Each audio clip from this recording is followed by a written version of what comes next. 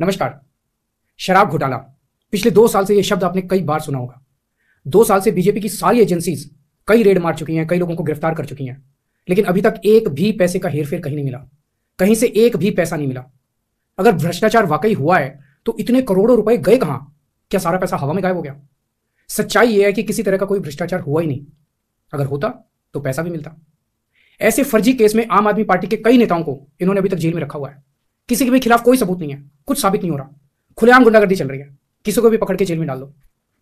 अब बीजेपी मुझे गिरफ्तार करना चाहती है। मेरी सबसे बड़ी संपत्ति, मेरी सबसे बड़ी ताकत मेरी ईमानदारी है।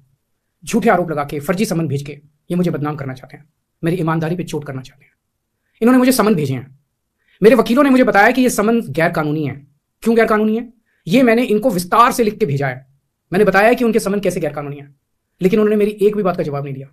इसका मतलब उनके पास मेरी बातों का जवाब नहीं है। इसका मतलब वे भी मानते हैं कि उनका नोटिस गैर कानूनी है। क्या मुझे एक गैर कानूनी समन का पालन करना चाहिए? अगर कानूनी रूप से सही समन आएगा तो मैं पूरा सहयोग करूंगा। बीजेपी का मकसद जांच करना तो है ही नहीं।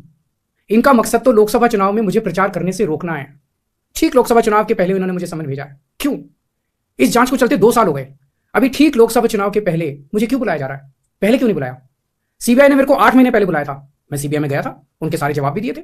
लेकिन अब ये लोग ठीक लोकसभा चुनाव के 2 महीने पहले मुझे बुला रहे हैं। तो बीजेपी का मकसद कोई पूछताछ करना थोड़ी है। इनका मकसद है पूछताछ के बहाने केजरीवाल को बुला लो और उसे गिरफ्तार कर लो, ताकि मैं लोकसभा चुनाव में प्रचार न कर पाऊं। आज बीजेपी भ्रष्टाचारियों को नहीं पकड़ रही, बल्कि खुलेआम ईडी और सीबीआई का इस्तेमाल करके दूसरी पार्टियों के नेताओं को तोड़ के बीजेपी में शामिल करवाने का काम किया जा रहा है।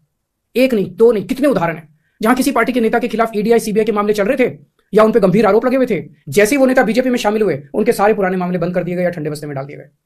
तो जो इनकी पार्टी ज्वाइन कर लेता है उसके सारे मामले रफा दफा कर दिए जाते हैं। जो इनकी पार्टी में नहीं जाता वो जेल जाता है। आज मनीष सिसोदिया, संजय सिंह और विजय नायर इसलिए जेल में नहीं है कि उन्होंने भ्रष्टाचार किया है, वो इसलिए जेल में है क्योंकि उन्होंने बीजेपी में शामिल होने से इंकार कर दिया है। आज हम बीजेपी का मुकाबला क्यों कर पा रहे हैं? क्योंकि हमने कोई भ्रष्टाचार नहीं किया। अगर हमने जरा सा भी गलत काम किया होता तो दूसरे भ्रष्टाचारी नेताओं की तरह आज भी हम बीजेपी में शामिल हो चुके तो होते आज तक। इस तरह देश के ईमानदार नेताओं को जेल में डाल के और भ्रष्टाचारियों को अपनी पार्टी में शामिल करवा के ऐसे तो देश आगे नहीं बढ़ सकता। ये क्या चल रहा है? ये जो कुछ भी चल रहा है बहुत खतरनाक है। ये हमारे जनतंत्र के लिए बहुत गलत है। इसे रोकना होगा। मैं हमेशा देश के लिए लड़ा हूं। मेरा तन मन धन देश के लिए है। मेरी एक एक सांस देश के लिए है। मेरी खून की एक एक बूंद देश के लिए है। मेरे शरीर का एक एक कतरा देश के लिए समर्पित है। हमें मिलकर देश को बचाना है। मैं पूरी जी जान से इनके खिलाफ लड़ रहा हूं। आपका साथ चाहिए।